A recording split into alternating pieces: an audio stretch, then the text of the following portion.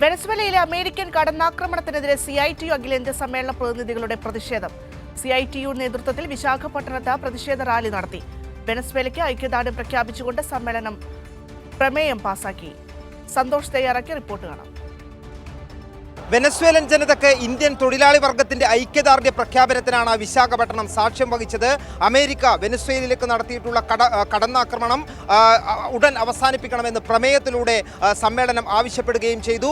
അതിന് പിന്നാലെയായിരുന്നു വിശാഖപട്ടണത്ത് പ്രതിഷേധ റാലിയും തൊഴിലാളികൾ സംഘടിപ്പിച്ചത്. വെനസ്വേലൻ ജനതയ്ക്ക് ഐക്യദാർഢ്യം പ്രഖ്യാപിച്ചുകൊണ്ടും അതോടൊപ്പം തന്നെ അമേരിക്കയുടെ സാമ്രാജ്യത്വ നിലപാടുകൾക്കെതിരെയുമായിരുന്നു വിശാഖപട്ടണത്ത് ചേരുന്ന 18ാം അഖിലേന്ത്യാ സമ്മേളന പ്രതിനിധികൾ വൻ പ്രതിഷേധവുമായി രംഗത്തെത്തിയത്. വരും ദിവസങ്ങളിൽ ഈ പ്രതിഷേധം രാജ്യവ്യാപക പ്രതിഷേധം തുടരണമെന്ന ആഹ്വാനവും CITU നൽകിയിട്ടുണ്ട്. വിവിധ സ്ഥലങ്ങളിൽ വിവിധ സംസ്ഥാനങ്ങളിൽ എല്ലാ സംസ്ഥാനങ്ങളിലും പ്രാദേശിക അടിസ്ഥാനത്തിൽ ഈ പ്രതിഷേധം തുടരണമെന്ന ആഹ്വാനമാണ് CITU നൽകിയിട്ടുള്ളത്.